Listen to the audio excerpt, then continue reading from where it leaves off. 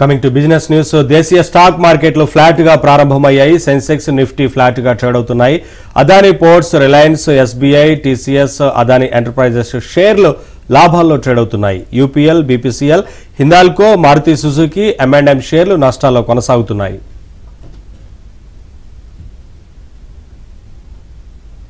ఈ రోజు మార్కెట్స్ పై వారి విశ్లేషణ తెలియజేసేందుకు బిజినెస్ అనలిస్ట్ మాధవి రెడ్డి గారు లైవ్ లో సిద్ధంగా ఉన్నారు. Good morning ma'am.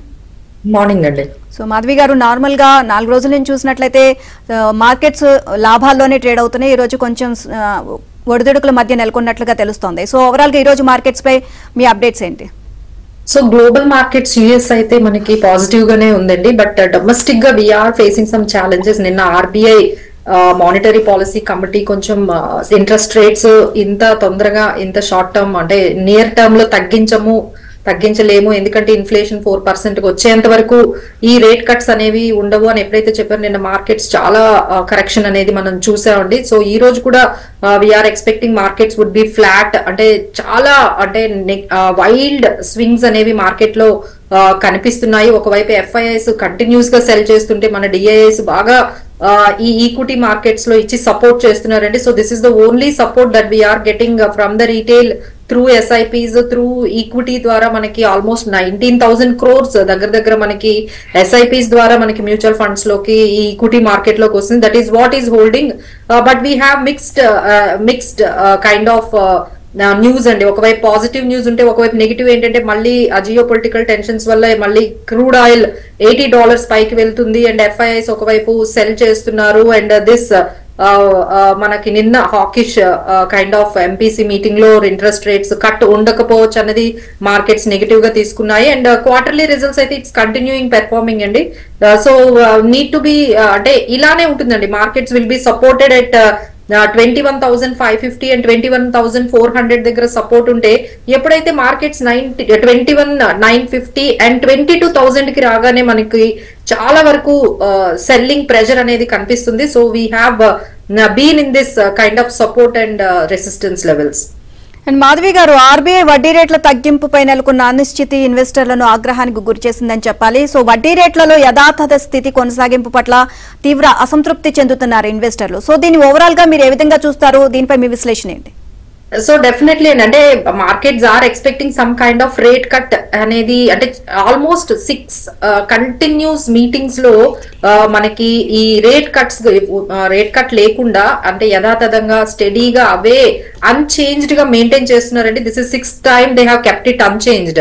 సో ఇంకా ఎన్ని రోజులు? సో వి ఎక్స్పెక్ట్ అట్లీస్ట్ ఒక 25 basis points అయినా కట్ ఉంటే మార్కెట్స్ చాలా పాజిటివ్ గా రెస్పాండ్ అయ్యేవండి. బట్ వాళ్ళు కట్ లేకపోగా మళ్ళీ ఫ్యూచర్ లో కూడా నియర్ టర్మ్ లో కూడా రేట్ కట్ అనేది ఉండకపోవచ్చు అనేది ఎప్పుడైతే వాళ్ళు క్లియర్ గా స్టేట్మెంట్ అనేది వచ్చిందో, so markets are taken very negative అండి. నేను అందుకనే మార్కెట్స్ చాలా వరకు షార్ప్ గా డిక్లైన్ కనిపించింది.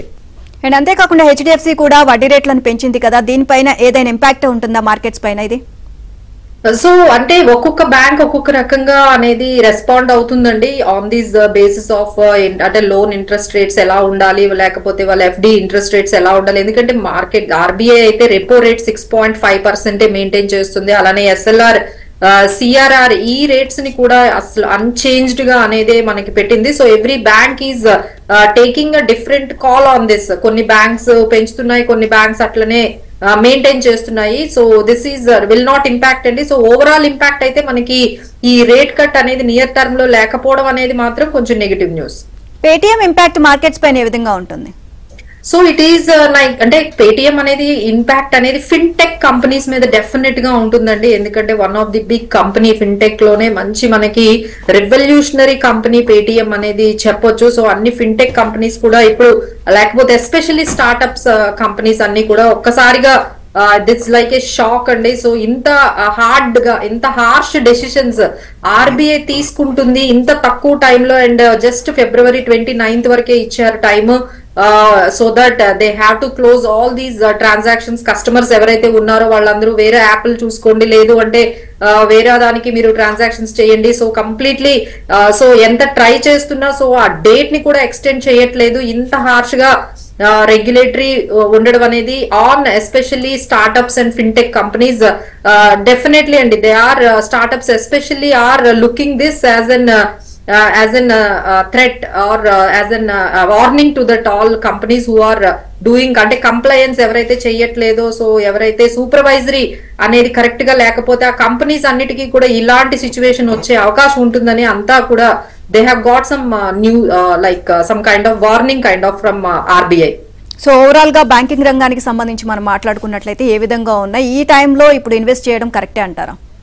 సో కొన్ని సెక్టార్ స్పెసిఫిక్ గా వెళ్ళాలండి. అంటే ఇప్పుడు మనం చూసుకున్నట్లయితే ఇప్పుడు బడ్జెట్ లో మనకి ఎలకేషన్స్ రైల్వే ప్రాజెక్ట్స్ మీద ఉన్నాయి. సో దాని మీద అలానే ఎనర్జీ వీక్ ని కూడా గవర్నమెంట్ అనేది గోవాలో సెలబ్రేట్ చేసింది. So we need to look out these energy stocks and solar stocks మీద మనము వెళ్లాల్సి ఉంటుంది.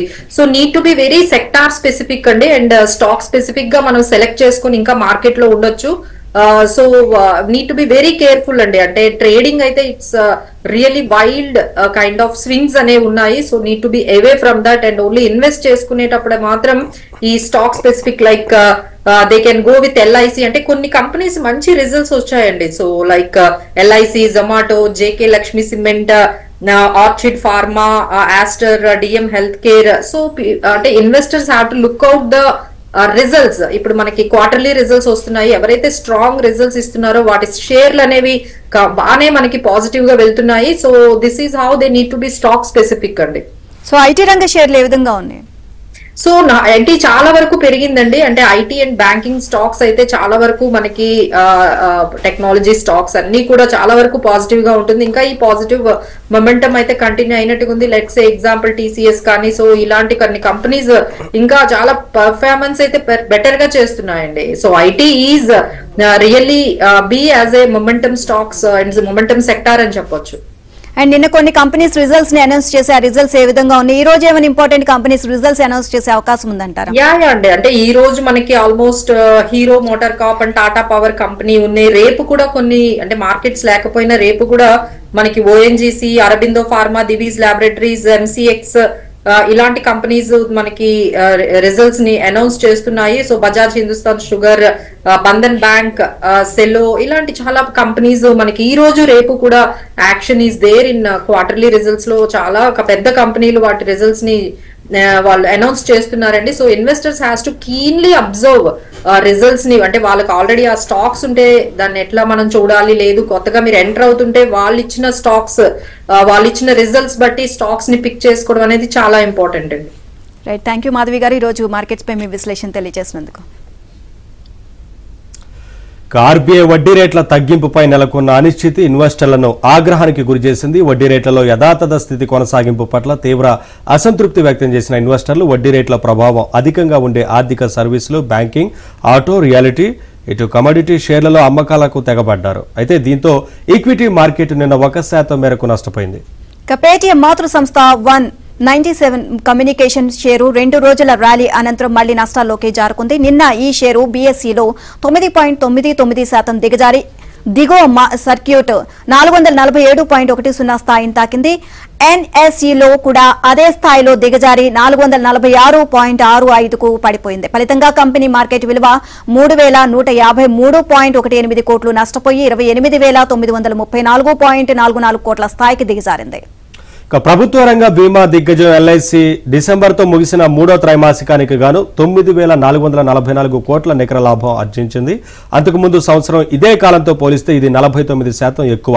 ఇదే సమయంలో కంపెనీ స్థూల ఆదాయం 1,96,891 కోట్ల నుంచి 2,12,447 కోట్లకు, నికర ప్రీమియం ఆదాయం 1,11,788 కోట్ల నుంచి 1,17,017 కోట్లకు